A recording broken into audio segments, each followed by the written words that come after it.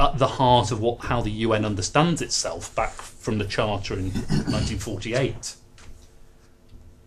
But what the Millennium Development Goals do, in my argument, is put a human rights perspective at the heart of a thinking about development. Now, that thinking isn't very strong about jobs, work, economic development, industrial development, but it's very strong about basic rights to health and education.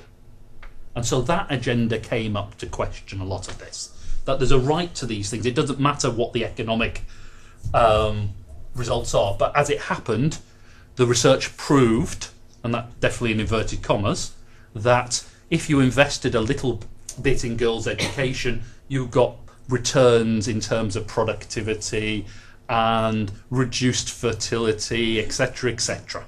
So it was also instrumental. The second strand, and we're 20 years on from Rio a few weeks ago, was to say sustainable development clearly had to be at the heart of this. Economic development was taking us to disaster. And so we've had the growth of an agenda around sustainability. And so the latest thing that's come out there is we should replace the Millennium Development Goals with a set of sustainable development goals. It's not quite clear what these are, but that's kind of last month's great idea in development that's still being played out. And you'll be glad to know that David Cameron is one of the lead people in sorting this out for us.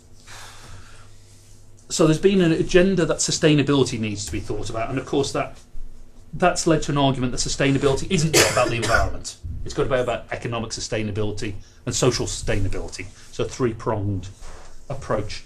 I think in practice there has been work about vocational education training and this, but it tends to be about green skills.